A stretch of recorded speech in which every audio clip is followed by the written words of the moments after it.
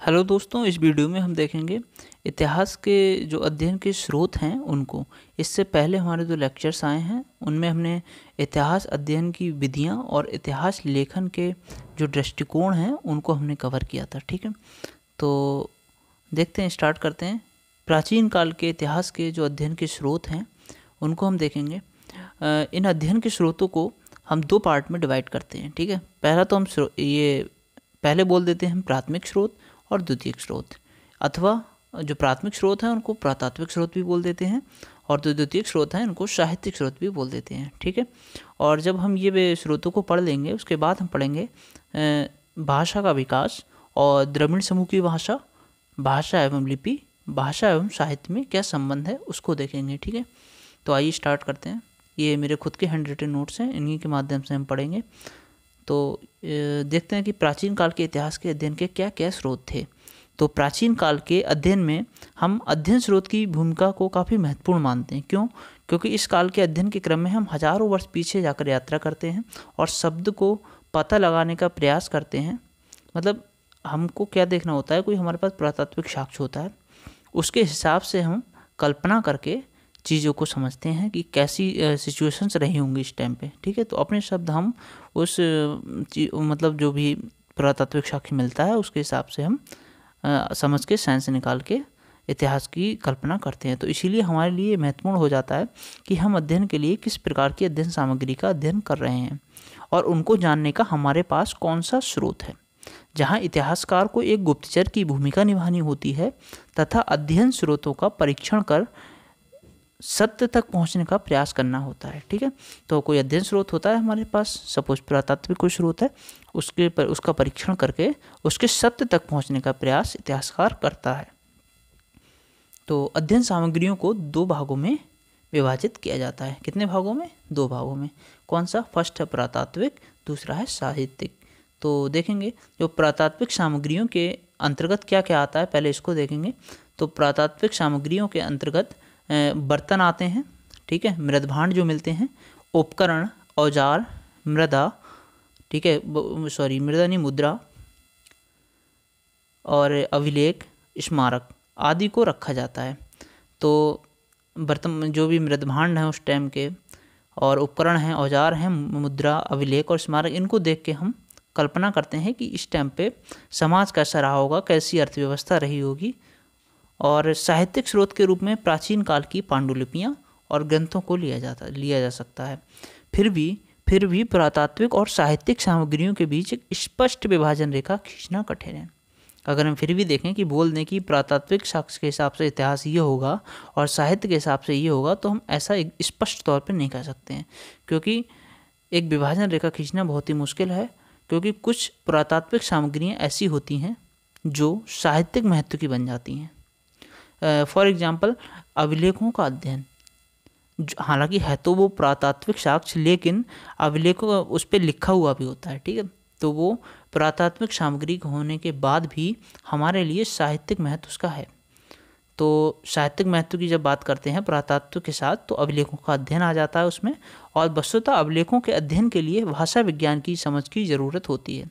और जब हम अभिलेखों का अध्ययन करेंगे तो हमको कोई ना कोई भाषा शैली की आवश्यकता ज़रूर होगी, उसकी समझ हमें ज़रूरी है।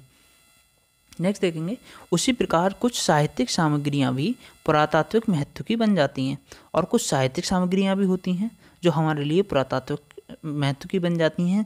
वो कैसे? क्योंकि कुछ प्राचीन ग्रंथों की पांडुलिपियाँ पुरातात्विक खुदाई के माध्यम से प्राप्त हुई हैं। कुछ प्राचीन ग्रंथों की पांडुलिपियाँ ऐसी भी हैं जो हमने पुरातात्विक खुदाई की और उसके बाद हमको प्राप्त हुई। तो इसीलिए साहित्यिक सामग्री और पुरातात्विक सामग्री एक दूसरे देखा जाए तो दोनों का एक दूसरे पे डिपेंड हो जाती हैं कभी कभी, कि हम पुरातात्विक खुदाई कर रहे हैं, हमको कोई साहित्य मिला वहाँ से, और जब हम साहित्य पढ़ रहे हैं यानी अभिलेखों पे लिखा हुआ पढ़ रहे हैं, लेकिन है वो पुरातात्विक सामग्री ही। ठीक है, दोनों में अंतर देखेंगे हम कि प्राथमिक स्रोत और द्वितीयक स्रोत में अंतर क्या है। तो प्राथमिक स्रोत वह सामग्री होती है जो उस काल से संबंधित होती है जिस पर इतिहासकार लिखता है। ठीक, वह सामग्री मतलब मूल जो सामग्री होगी उसके जो खुद से इतिहासकार के द्वारा लिखी गई है रिसर्च के बाद। ठीक है, खुदाई के दौरान, खुदाई की बात करने के बाद या शोध करने के बाद। तो जो प्राथमिक स्रोत है वो वह सामग्री होती है जो उस काल से संबंधित होती है जिस पर इतिहासकार लिखता है। वहीं द्वितीय स्रोत क्या है? द्वितीय स्रोत वह है जब संबंधित इतिहासकार को लेखन का आधार बनाकर आगे कोई दूसरा इतिहासकार लिख रहा है, ठीक, तो वो होता है हमारा द्वितीय स्रोत। जैसे एग्जाम्पल के तौर पे अगर हम देखें तो अगर हड़प्पा सभ्यता से जुड़े हुए मृदभांड, मोहर तथा कलाकृतियों को आधार बनाकर ब्रिटिश विद्वान गॉर्डन चाइल्ड उस काल पर लिखता है तो गॉर्डन चाइल्ड के लेखन को हम प्राथमिक स्रोत बोलेंगे, ठीक है। उसने डायरेक्ट पुरातात्विक स्रोतों को आधार बनाया है, तब हम गॉर्डन चाइल्ड को बोलेंगे प्राथमिक स्रोत, जो उसके लेखन को, ठीक है। लेकिन अगर जो गॉर्डन चाइल्ड हैं उनके लेखन को आधार बनाकर आगे कोई इतिहासकार लिखता है तो उसे द्वितीय स्रोत के उपयोग के रूप में देखा जाता है। उसी प्रकार अगर बाणभट्ट को आधार बनाकर हर्षवर्धन के काल पर कोई इतिहासकार लिखता है तो इसे प्राथमिक स्रोत का उपयोग माना जाएगा, परंतु अगर उस इतिहासकार के विवरण को आधार बनाकर आगे कोई लिखता है तो इसे द्वितीय स्रोत का उपयोग माना जाएगा, ठीक है। समझ में आ गया ठीक से। नेक्स्ट देखेंगे कि प्राथमिक स्रोत अनगढ़ एवं अपरिष्कृत होते हैं, वहीं द्वितीय स्रोत जो होते हैं वो कहीं अधिक विकसित और परिष्कृत होते हैं। जब प्राथमिक स्रोतों की बात करेंगे तो उनका मूल आधार तो हम समझ सकते हैं, लेकिन हम किस हद तक उनकी एक्सप्लेनेशन है उनको, मतलब वो एकदम एट इट इज शाब्दिक तरीके से हमको चीज़ें बताई जाती हैं प्राथमिक स्रोत में। तो वहीं द्वितीय स्रोत जो लिखा जाता है उनको अधिक तरीके से एलेबोरेट किया जाता है और वो और अधिक विकसित और परिष्कृत तरीके से हमारे सामने लाए जाते हैं। नेक्स्ट है, एक स्रोत शास्त्री के लिए प्राथमिक एवं द्वितीय स्रोत दोनों का अपना अलग महत्व होता है।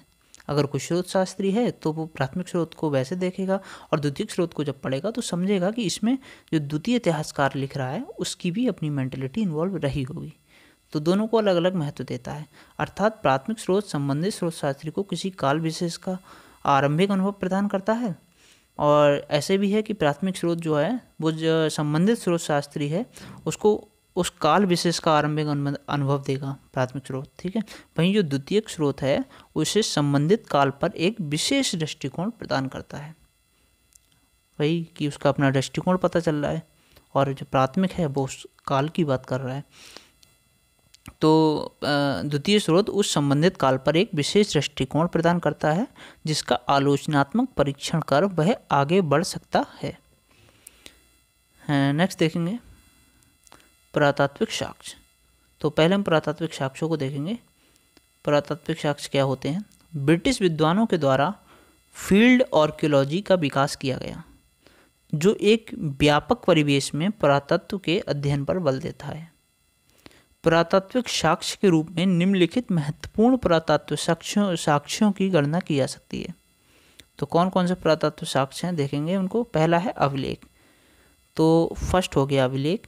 प्राचीन अभिलेख पत्थर एवं तांबे पर खुदे हुए मिलते हैं तथा उन्हें दो श्रेणियों में विभाजित किया जाता है या बांटकर देखा जा सकता है। कौन कौन से दो स्रोत हैं? दो उसमें बांट के देखेंगे भागों में। पहला है राजकीय अभिलेख, दूसरा है निजी अभिलेख।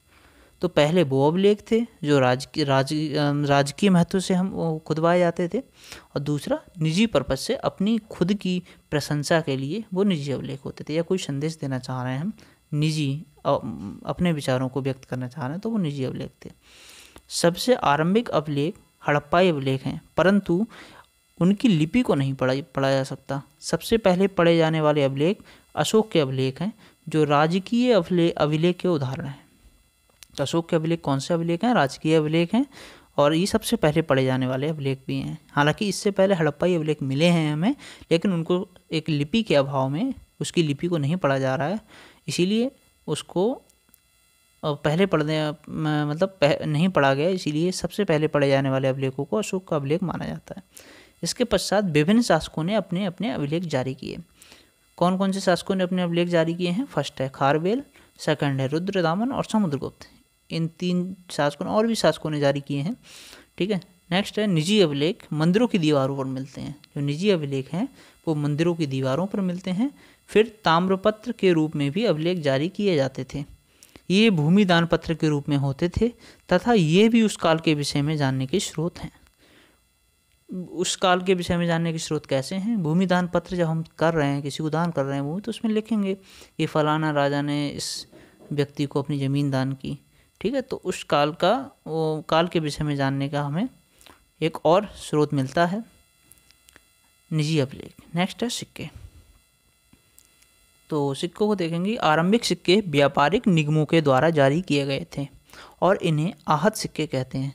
जो व्यापारिक निगमों के द्वारा जारी किए गए थे सिक्के, उनको कहते हैं आहत सिक्के, और ये आरंभिक सिक्के थे। इंडो ग्रीक शासक प्रथम ऐसे शासक थे जिन्होंने शासकों के नाम से सिक्के जारी किए। जो इंडो ग्रीक शासक थे वो प्रथम ऐसे शासक हुए जिन्होंने शासकों के नाम से सिक्के जारी करना प्रारंभ किया। नेक्स्ट है कि फिर प्राचीन भारत के विभिन्न राजवंशों के द्वारा सिक्के जारी किए जाते रहे, ठीक है।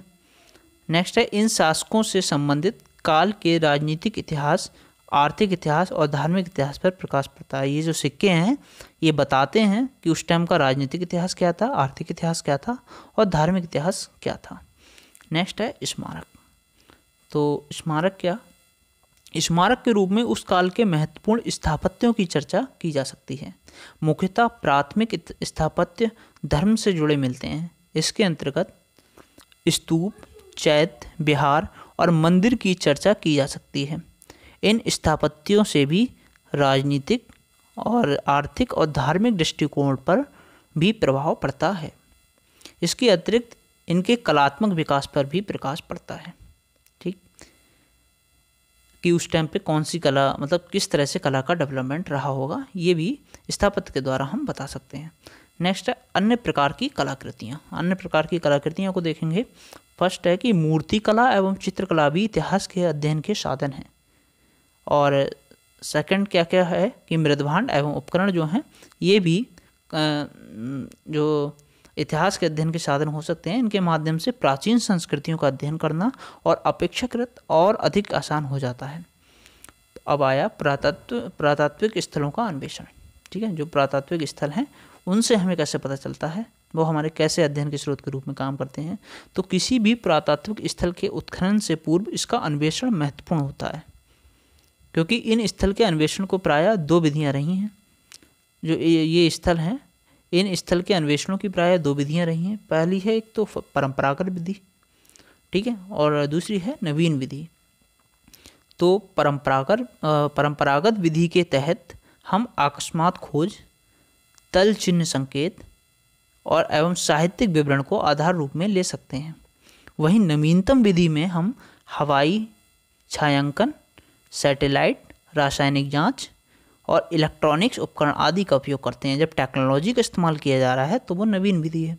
और जब परंपरागत विधि, जो प्राचीन तरीके से जिस तरह से हम खोज का अकस्मात, कोई जैसे कोई किसान अपना खेत जोत रहा है, उसको कुछ मिल गया, कोई बर्तन के मिल गया या कोई मूर्ति मिल गई, तो उस तरह से वहाँ पे खुदाई कर दी, या कोई साहित्यिक विवरण के आधार पे कि वहाँ पे कोई किला रहा था तो वहाँ खुदाई करके देख ली। इस तरह से वो थी परंपरागत विधि। और नवीन विधि क्या है अभी कि हम किसी का सैटेलाइट के द्वारा हम अंदर तक, उसकी ज़मीन की तह तक जाके सभ्यताओं की खोज कर रहे हैं, या रासायनिक जाँच और इलेक्ट्रॉनिक्स जो भी टेक्नोलॉजी के माध्यम से खोज हो रही है, उसको नवीन विधि कहते हैं। नेक्स्ट है उत्खनन की विधि। तो उत्खनन की कौन कौन सी विधियां हैं? पुरातात्विक स्थलों के अन्वेषण के पश्चात उनके उत्खनन की चुनौती आती है, ठीक है। जब हमको पुरातात्विक स्थल मिले तब अब वो उसका उत्खनन भी होगा, उसकी खुदाई भी होगी। तो उसकी दो विधियां प्रचलित रही हैं। कौन कौन सी दो विधियां हैं? फर्स्ट है लंबवत उत्खनन, यानी जिसे बोलते हैं वर्टिकल एक्सक्लेवेशन, ठीक है। तो इसमें क्या होता है, इसमें है कि लंबवत खुदाई से हमें किसी क्षेत्र विशेष में विभिन्न संस्कृतियों का स्तर विन्यास ज्ञात होता है। जब हम लंबवत खुदाई करते हैं इस तरह से, तो हमको क्या पता चलता है, इससे ऐसे देखते हैं, इसे लंबवत खुदाई से हमें कोई क्षेत्र है, उस क्षेत्र, जैसे ये क्षेत्र है सपोज, अब हमें यहाँ खुदाई करनी है, तो विभिन्न इसका संस्कृति का स्तर पता चलेगा। क्योंकि हम लंबवत जब खुदाई करेंगे तो एक स्तर पे ये रही होगी, तो कोई सभ्यता, फिर ये इस तरह से। तो जब खुदाई करेंगे तो एक एक सभ्यता को, एक एक संस्कृति को हम समझते हुए चलेंगे, ठीक है। अर्थात हमें ये पता चलता है कि किस संस्कृति के बाद कौन सी संस्कृति स्थापित हुई थी। वहीं क्षैतिज खुदाई क्या होती है, जैसे ये ये होती है क्षैतिज। ठीक है, तो ये 2-3 सभ्यताएं हैं। तो अगर एक सभ्यता को हमने पकड़ा और उसकी पूरी तह उसी लेवल में हम खुदाई करते चले गए तो हम उस सभ्यता को अच्छे से समझेंगे। एक ही सभ्यता को अगर हम समझना चाह रहे हैं तो हमें क्षैतिज खुदाई करनी होगी, और जो लंबवत कब करनी होगी, जब हमें देखना है कि कितनी सभ्यताओं का वर्चस्व रहा है पुराने टाइम में। ठीक है, तो क्षैतिज खुदाई से हमें क्या पता चलता है, इससे हमें ये ज्ञात होता है कि किस संस्कृति का स्वरूप क्या था, क्योंकि इसमें एक बड़े क्षेत्र में खुदाई की जाती है और फिर उस संस्कृति के तहत लोगों के जीवन को समग्रता से समझने का प्रयास किया जाता है। प्रायः लंबवत खुदाई के पश्चात क्षैतिज खुदाई की स्थिति उत्पन्न होती है। कैसे? जब हम लंबवत खुदाई कर लेते हैं तो क्षैतिज खुदाई की आवश्यकता होती थी हमें, क्योंकि लंबवत जब हमने खुदाई की तो हमको पता चला एक मृदभांड हमें यहाँ पे मिले, ठीक है, और दूसरी तरह के मृदभांड हमें यहाँ पे मिले। तो जब हमने देखा दोनों में डिफरेंट है, तो पहले हम इस वाले मृदभांड की सभ्यता को समझने के लिए क्षैतिज खुदाई करेंगे, अब कि इसमें क्या क्या था, फिर दूसरे को देखेंगे। तो इस तरह से जब लंबवत खुदाई हो जाती थी उसके पश्चात क्षैतिज खुदाई की स्थिति उत्पन्न होती है। इसीलिए दोनों प्रकार की खुदाइयों का अपना अलग महत्व है, परंतु क्षैतिज खुदाई के क्रम में निम्नलिखित समस्याएं उत्पन्न होती हैं। कौन कौन सी समस्याएं उत्पन्न होती हैं? प्रथम, ये एक बड़ी खर्चीली प्रक्रिया है। देखो, लंबवत में क्या खुदाई करते चले जाओगे, लेकिन क्षैतिज में क्या समस्या आती है कि इसमें क्या है, ये खर्चीली है। ठीक है, इसमें पैसा ज़्यादा खर्च होता है। दूसरा, इसमें जनसंख्या के पुनर्वास की चुनौती होती है।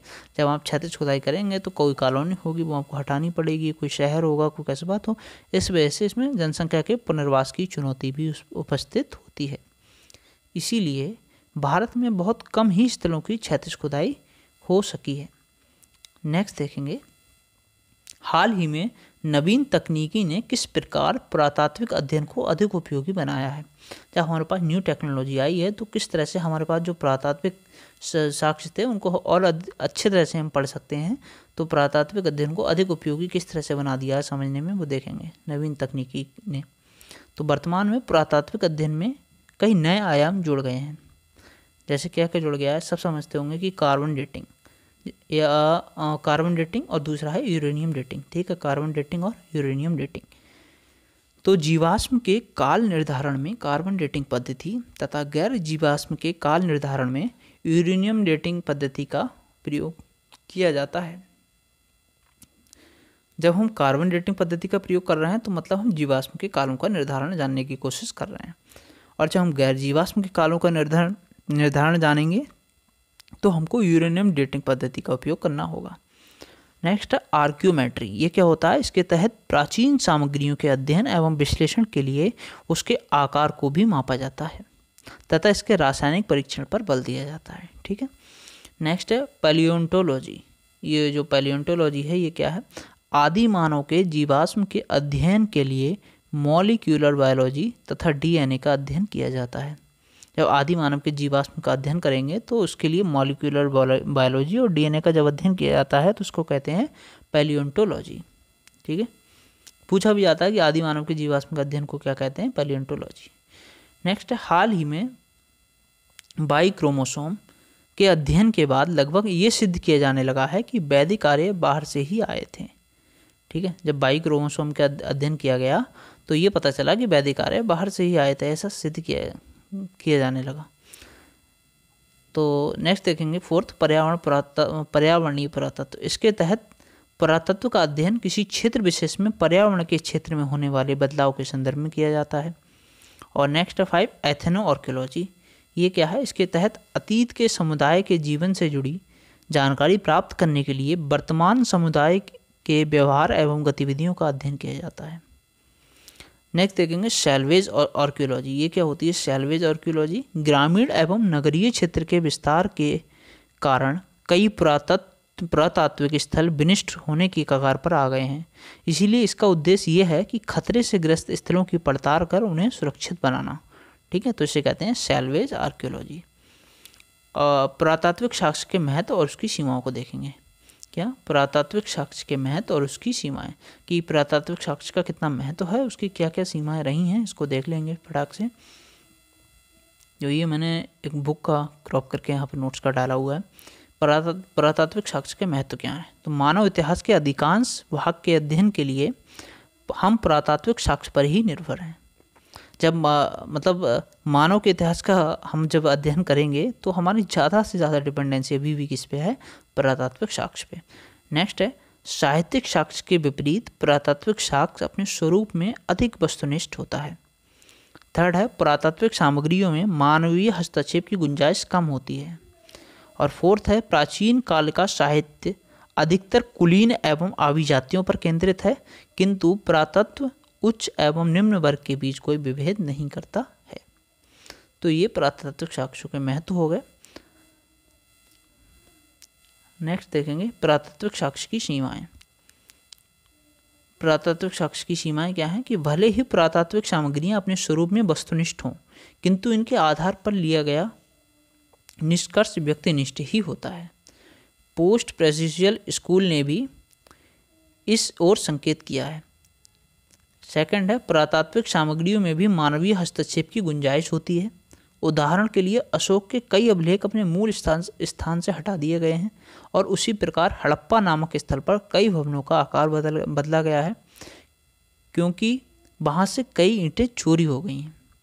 तो जब कई ईंटें चोरी हो गई तो भवनों का आकार बदल गया, तो हम कैसे कह सकते हैं कि यह आकृति ऐसी रही होगी, या किस तरह से हम इतिहास लिख सकते हैं। नेक्स्ट है पॉइंट नंबर 3, राजकीय अभिलेख। तो राजकीय अभिलेख साहित्य की तरह एक वर्ग विशेष के दृष्टिकोण को व्यक्त करता है। राजाओं ने अपने अभिलेखों के माध्यम से प्रशस्तियाँ लिखवाईं। तो जब अपने अभिलेखों के माध्यम से प्रशस्तियाँ लिखवाएंगी तो एक वर्ग के विशेष के दृष्टिकोण को ही वो व्यक्त कर सकता है। ठीक है, तो ये इसकी सीमाएं हैं। अब नेक्स्ट देखेंगे एक और रह गया पॉइंट 4 कि फिर हम ऐसा कह सकते हैं कि हम जिन पुरातात्विक सामग्रियों को महत्वपूर्ण समझकर उनका अध्ययन विश्लेषण करते हैं, तो उनमें से सामग्रियों का एक बड़ा भाग ऐसा होता है जो आदि मानव के द्वारा परित्याग कर दिया गया होता है।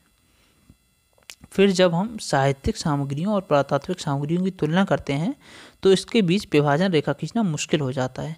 इसका कारण ये है कि साहित्यिक सामग्रियों का पुरातात्विक महत्व का होना, जबकि पुरातात्विक सामग्रियों का साहित्य की तरह अधिक अध्ययन करने की ज़रूरत। उदाहरण के लिए महत्वपूर्ण ग्रंथों की पांडुलिपियाँ जो सैकड़ों एवं हजारों वर्षों से दबी पड़ी हैं, वे भी पुरातात्विक सामग्रियों की तरह खुदाई में निकल जाती हैं।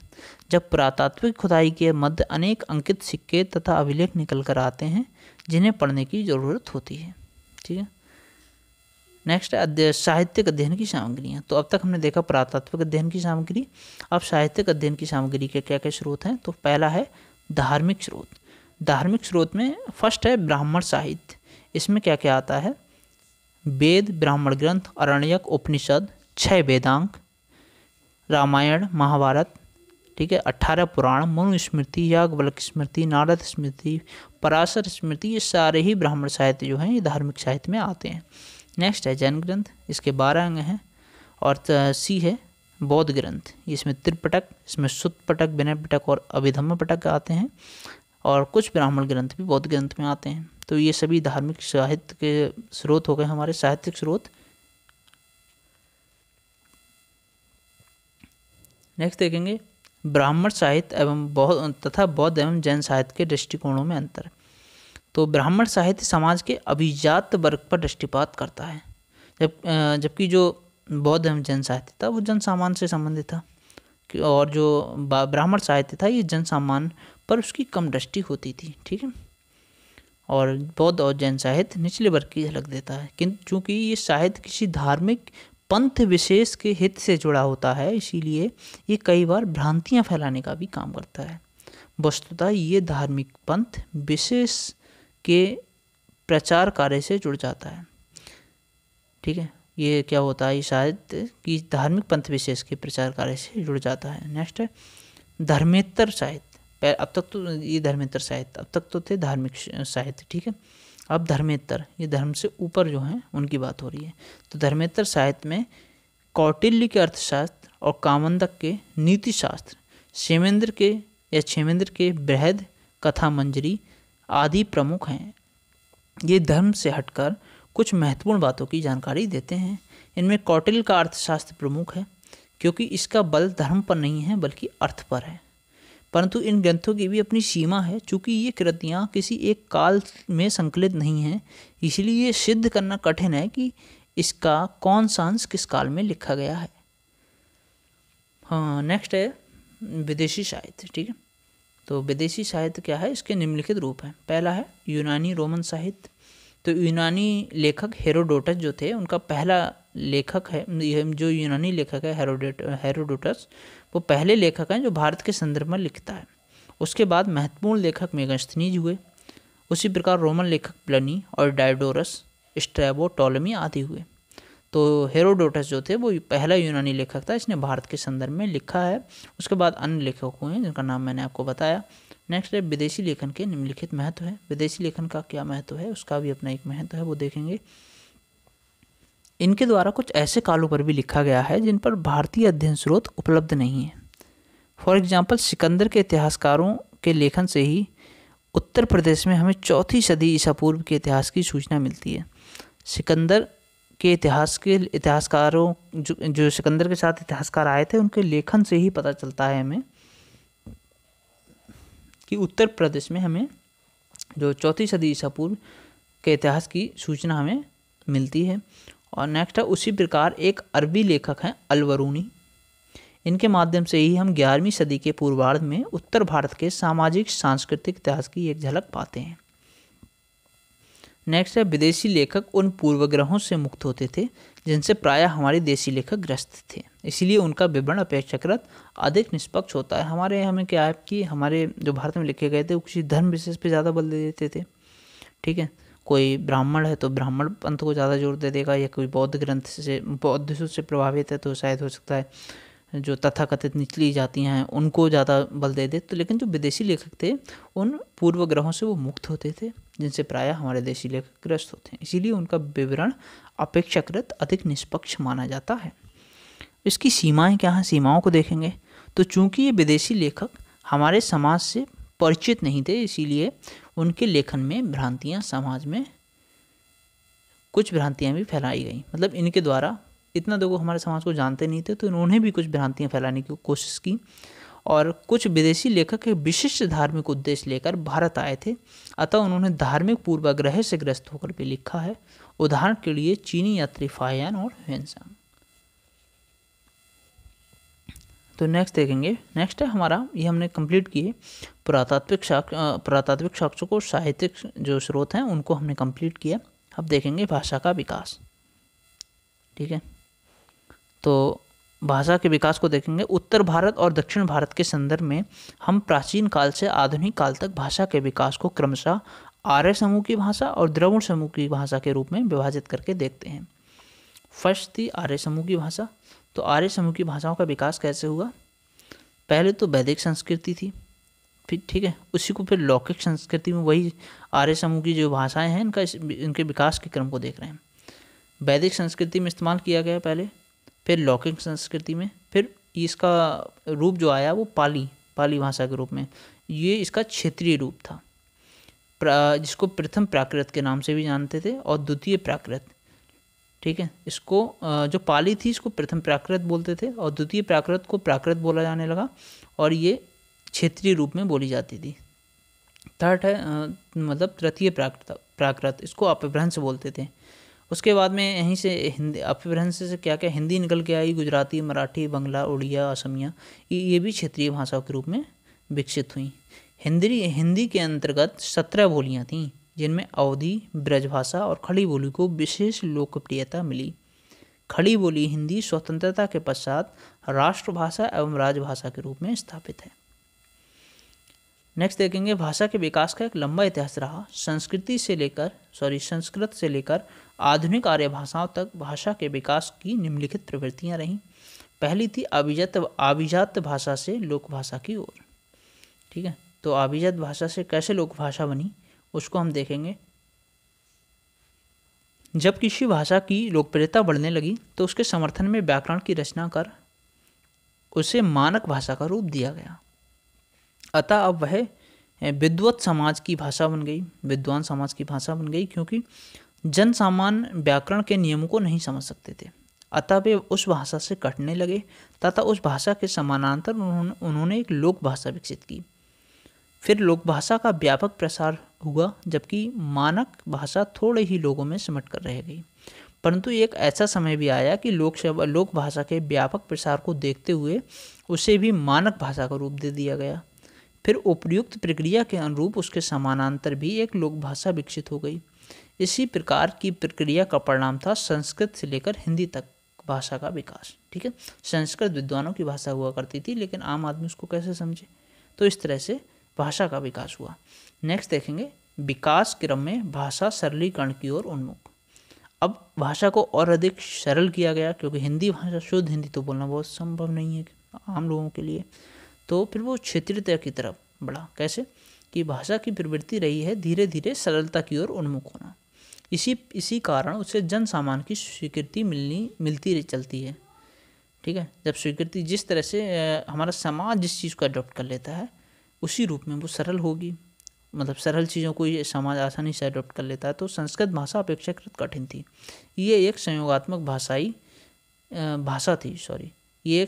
भाषा थी। इसमें 8 विभक्तियाँ होती थीं, 3 वचन होते थे, इसलिए प्रत्येक शब्द के 24 रूप बनते थे। परंतु आगे चलकर भाषा संयोगात्मक से वियोगात्मक होने लगी, विभक्तियाँ घिसकर टूटने लगीं, जिसका कारण भाषा में अव्यवस्था आने लगी। फिर विभक्तियों की क्षतिपूर्ति के लिए परसर्गों का विकास होने लगा। हिंदी तक आकर वाक्य में कारक के 8 चिन्ह प्रकट हो गए। इस प्रकार भाषा वियोगात्मक और सरल हो गई। अब देखेंगे हम द्रविड़ समूह की भाषा। तो द्रविड़ समूह की भाषा को देखेंगे, तमिल, कन्नड़, तेलुगु और मलयालम।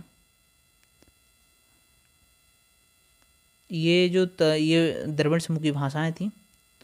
तो जो कन्नड़ भाषा थी कर्नाटक की भाषा थी, तमिल तमिलनाडु की, तेलुगु आंध्र प्रदेश की और मलयालम कहाँ की भाषा, केरल की।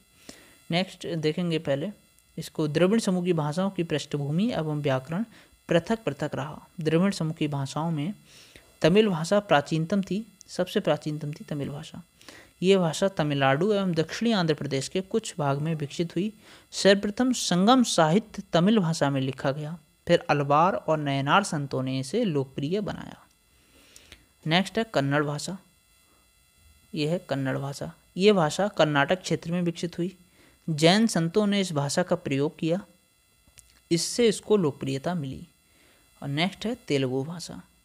तो कन्नड़ भाषा ये समझ लिया आपने, कर्नाटक क्षेत्र की भाषा थी और जैन संतों ने इस भाषा का प्रयोग किया था। ठीक है, पूछ सकता है ये, जैन संतों ने प्रयोग किया था, पीटी में भी पूछ सकता है। इससे इसको लोकप्रियता मिली। और नयनार और अलवार संतों ने तमिल भाषा का प्रयोग किया था, जैन संतों ने कन्नड़ भाषा का। और जो तेलुगु भाषा थी ये आंध्र प्रदेश की भाषा थी, आंध्र क्षेत्र की, और विजयनगर साम्राज्य के अंतर्गत विशेष संरक्षण प्राप्त था इसको। नेक्स्ट देखेंगे मलयालम। ये केरल प्रदेश की भाषा थी और तथा इसका विकास सबसे बाद में हुआ। 18वीं सदी में त्रावणकोर के शासक मार्तंड वर्मा तथा राम वर्मा के द्वारा इसे विशेष संरक्षण दिया गया, मलयालम भाषा को। ठीक है, अब आता है भाषा और लिपि। भाषा एवं लिपि क्या है? भाषा अगर ध्वनि है तो लिपि उसका चित्र। समझ गए? मैं बोल रहा हूँ तो अगर इसको हम भाषा बोल दें तो मैंने लिख दिया ये है, ये लिखने की देवनागरी लिपि हो गई। ठीक है, तो भाषा अगर ध्वनि है, लिपि उसका चित्र है। लिपि के बिना भाषा का अस्तित्व ही नहीं है, परंतु भाषा के व्यापक प्रसार तथा उसके स्थायित्व के लिए लिपि का होना आवश्यक है। वहीं दूसरी तरफ भाषा के बिना लिपि का अस्तित्व ही नहीं रह सकता। भारत की प्राचीनतम लिपि सिंधु लिपि थी, परंतु दुर्भाग्यजनक रूप से इसे आज तक पढ़ा नहीं जा सका। भारत की पहली लिपि जो पढ़ी जा सकी है वह थी ब्राह्मी लिपि। उत्तर भारत एवं दक्षिण भारत में पाए गए अशोक के अभिलेख ब्राह्मी लिपि में ही लिखित मिलते हैं। इसके अतिरिक्त उत्तर पश्चिम में विदेशी संपर्क के कारण कुछ लिपियां प्रचलित थीं। फॉर एग्जाम्पल, ईरानी प्रभाव में अरामाइक एवं खरोष्टी लिपि तथा ईरानी प्रभाव में यूनानी लिपि। उत्तर पश्चिम में अशोक के अभिलेख इन्हीं लिपियों में मिलते हैं। ठीक, उसके बाद बताया जाता है कि अरामाइक लिपि से खरोष्टी लिपि और खरोष्टी लिपि से ब्राह्मी लिपि का विकास हुआ है। पहले अरामाइक लिपि, उसके बाद उसका उससे निकल के आई खरोष्टी लिपि, और खरोष्टी लिपि से निकली ब्राह्मी लिपि। ठीक है, और ब्राह्मी लिपि का प्रसार उत्तर से दक्षिण भारत की ओर हुआ। तमिलनाडु में हमें लगभग 2री सदी ईसा पूर्व में तमिल ब्राह्मी लिपि का साक्ष्य एक गुफा अभिलेख से मिलता है। तमिल भाषा प्रयोग में भी ब्राह्मी लिपि का प्रयोग किया जाता है। फिर भी माना जाता है ब्राह्मी लिपि से कुटिलाक्षर, फिर 10वीं सदी में देवनागरी लिपि का विकास हुआ। तो यहाँ तक हम आ गए देवनागरी लिपि तक, ठीक है। उसके बाद देखेंगे भाषा एवं साहित्य में संबंध। अब जो भाषा और साहित्य में, ये हमारा अंतिम टॉपिक है। भाषा एवं साहित्य में संबंध देखेंगे। क्या संबंध है कि भाषा एवं साहित्य में अभिन्न संबंध है। निबंध में भी हम इसका इस्तेमाल कर सकते हैं। जब ऐसे राइटिंग का पेपर होता है कोई यूपीएससी मेंस में, तो डायरेक्ट पूछ लिया जाता है, ठीक है। भाषा एवं साहित्य में अभिन्न संबंध है। साहित्य अगर भाव है तो भाषा उसकी अभिव्यक्ति का माध्यम है। साहित्य अथवा भाव का कहाँ तक प्रसार होगा तथा किस समुदाय में उसे स्वीकृति मिलेगी, वह इस बात पर निर्भर है कि उसे किस भाषा में व्यक्त किया गया है। अगर वह मानक भाषा के रूप में उसको व्यक्त किया गया है तो उसे विद्वानों के समाज में स्वीकृति मिलती है, और अगर वह लोक भाषा में व्यक्त किया गया है तो फिर वह जन सामान्य के बीच स्वीकृति पाता है। भाव भाषा से पहले आता है, परंतु वह अभिव्यक्ति के लिए भाषा पर ही निर्भर होता है, ठीक है। नेक्स्ट है, ये कुछ मॉडल क्वेश्चंस मैंने रखे हैं यहाँ पे, जिससे आपको पता चले कि कंटेंट पढ़ने के बाद क्वेश्चन कैसे निकलेगा, क्वेश्चन कैसे हम सॉल्व कर पाएंगे। तो अध्ययन सामग्री के रूप में साहित्यिक ग्रंथ के महत्व का आलोचनात्मक परीक्षण कीजिए, ठीक है। अध्ययन सामग्री के रूप में साहित्यिक ग्रंथ के महत्व का, इसमें साहित्यिक ग्रंथ पे विशेष जोर दिया गया है। तो साहित्यिक ग्रंथों के महत्व का हमें आलोचनात्मक परीक्षण करना है। कीवर्ड हमारा यही है कि साहित्यिक ग्रंथ हैं, उनके महत्व का आलोचनात्मक परीक्षण। नेक्स्ट है, इसका आंसर देखेंगे हम कि अध्ययन स्रोत के रूप में साहित्यिक ग्रंथों का व्यापक महत्व रहा है। इसका सबल पक्ष ये है कि इसके द्वारा दिए गए विवरणों की व्यापकता एवं प्रचुरता है। फिर भी अध्ययन स्रोत के रूप में इसका उपयोग करने के क्रम में थोड़ी सावधानी भी बरतने की ज़रूरत है। कैसे? जब से हम अध्ययन स्रोत के रूप में साहित्य ग्रंथ प्राप्त होने लगे, तब से हमें काल विशेष की व्यापक सूचना मिलने लगी। आज हम हड़प्पा सभ्यता की तुलना में वैदिक सभ्यता के विकास में भी विषय में भी कहीं अधिक जान सके हैं। वस्तुतः पुरातात्विक साक्ष्य से हमें किसी समुदाय के सामाजिक संगठन, राजनीतिक संगठन, दर्शन तथा विचारधारा आदि की प्रचुर सूचनाएं नहीं मिल पाती थी, जबकि साहित्यिक साक्ष्य से हमें ये सूचनाएं मिलने लगीं। तो ये तो हमने लिख दिया साहित्यिक साक्ष्य के बारे में। परंतु तस्वीर का एक दूसरा पक्ष ये भी है कि जिसे नज़रअंदाज नहीं किया जाएगा, मतलब जा सकता। क्या पक्ष है कि अध्ययन स्रोत के रूप में साहित्यिक ग्रंथ की निम्नलिखित सीमाएं रही हैं। क्योंकि हमें आलोचनात्मक परीक्षण करना है, तो हम देखेंगे साहित्य ग्रंथ की अच्छाइयाँ बता के अब हम उसकी कब सीमाएं बताएंगे। क्या सीमाएं हैं कि प्रथम, इन ग्रंथों की प्रामाणिकता का अभाव, अर्थात ये पता करना कठिन है कि किस ग्रंथ की रचना किस काल में हुई है। उदाहरण के लिए रामायण और महाभारत जैसे महाकाव्य लगभग 1000 वर्षों में संकलित हुए।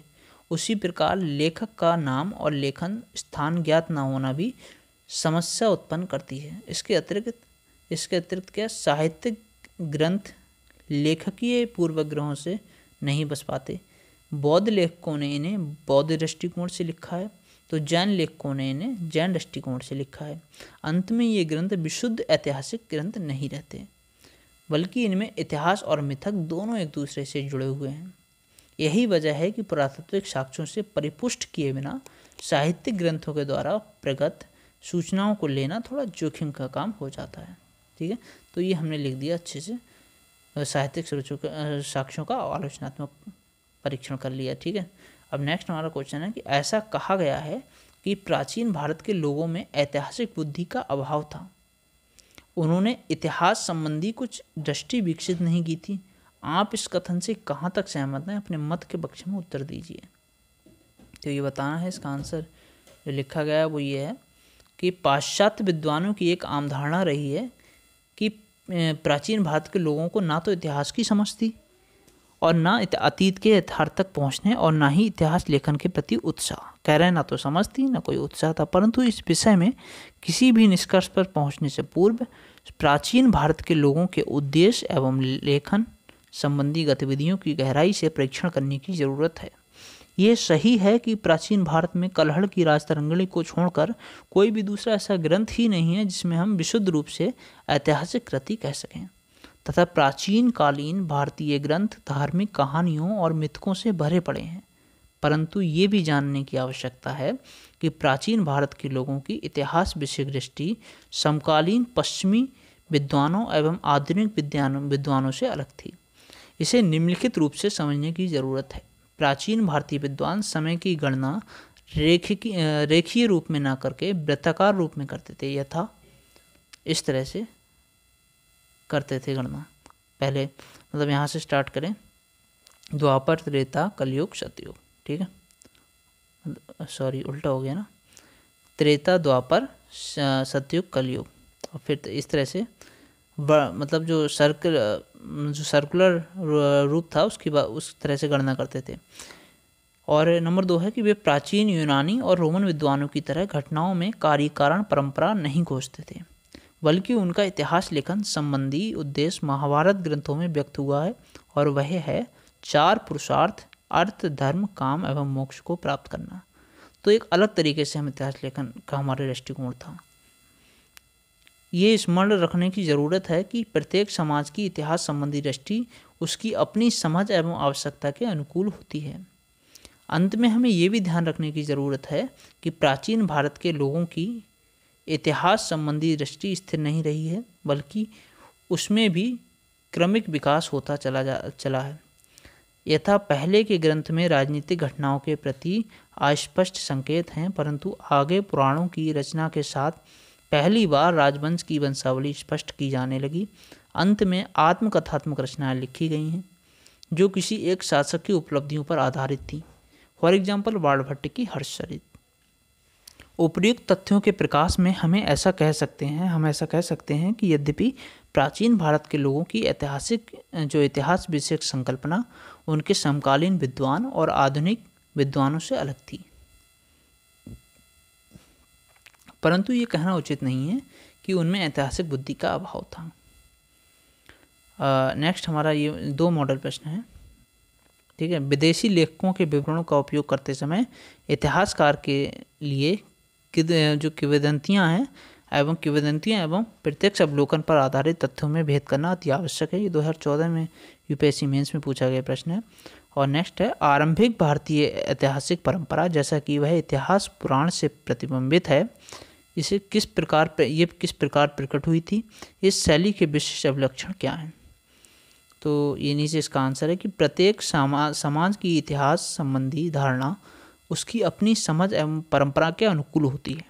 इसीलिए प्राचीन भारत के लोगों की इतिहास संबंधी धारणा को पश्चिमी लेखकों से तुलना करने की ज़रूरत नहीं है। वस्तुतः प्राचीन भारत में जो लोगों की इतिहास संबंधी दृष्टि रही है उसे हम इतिहास पुराण के रूप में देखते हैं, और वह क्रमिक रूप में विकसित होती चली है। यद्यपि कुछ पश्चिमी विद्वानों ने यह सिद्ध करने का प्रयास किया है कि प्राचीन भारत के लोगों में ऐतिहासिक बुद्धि का अभाव था। उन्होंने इतिहास संबंधी कोई ग्रंथ नहीं लिखा, परंतु सूक्ष्म परीक्षण करने पर हम पाते हैं कि भारतीयों की इतिहास विषयक संकल्पना इतिहास पुराण परंपरा के तहत क्रमिक रूप में विकसित हुई है। रोमिला थापर ने प्राचीन भारत के लोगों की इतिहास संबंधी दृष्टि को 2 भागों में बांटा है, अंतर्निहित इतिहास जिसे एम्बेडेड हिस्ट्री कहते हैं, तथा बाह्य इतिहास जिसे एक्सटर्नलाइज हिस्ट्री कहते हैं। इसके अनुसार जैसे जैसे वंशावली का राज्य के रूप में विकास होता गया, वैसे लोगों की इतिहास संबंधी दृष्टिकोण अधिक स्पष्ट होकर उभरा। आरंभ में इतिहास मिथकों से लिपटे पड़े थे। इसका आरंभिक रूप धार्मिक ग्रंथों के रूप में देखने को मिलता है, परंतु जैसे जैसे वंशावली से राज्य निर्माण की प्रक्रिया की ओर लोग बढ़े, वैसे वैसे इतिहास संबंधी दृष्टि स्पष्ट होती गई। उदाहरण के लिए पहली बार पुराणों में वंशावली प्रस्तुत की गई तथा हर्यक वंश, शिशुनाग वंश, नंद वंश, आंध्र सातवाहन वंश, गुप्त वंश आदि का विवरण प्राप्त होने लगा। इसका अगला चरण आत्मकथात्मक रचनाएं हैं। उदाहरण के लिए बाणभट्ट का हर्षचरित, जब एक शासक को केंद्र में रखकर रचनाएं लिखी जाने लगी। इस प्रकार भारतीय ऐतिहासिक परंपरा, जिसे इतिहास पुराण के नाम से जाना गया, इसका महत्वपूर्ण अभिलक्षण है प्राचीन भारत के लोगों का इतिहास संबंधी संकल्पना का क्रमिक विकास। ठीक है, तो ये हो गया हमारा कंप्लीट प्राचीन भारत के ऐतिहासिक स्रोत जो भी हैं उनको हमने यहाँ पे कवर करा। प्राचीन काल के इतिहास के अध्ययन के स्रोतों को कवर कर लिया हमने यहाँ से अच्छे से, और कुछ मॉडल प्रश्नों को भी देख लिया है। तो नेक्स्ट हम कवर करेंगे नई वीडियो के साथ नया टॉपिक। तो अगर आपको वीडियो अच्छी लगे तो प्लीज़ इसको लाइक करें, अपने दोस्तों में शेयर करें और चैनल को ज़रूर सब्सक्राइब करें। Bye bye, take care.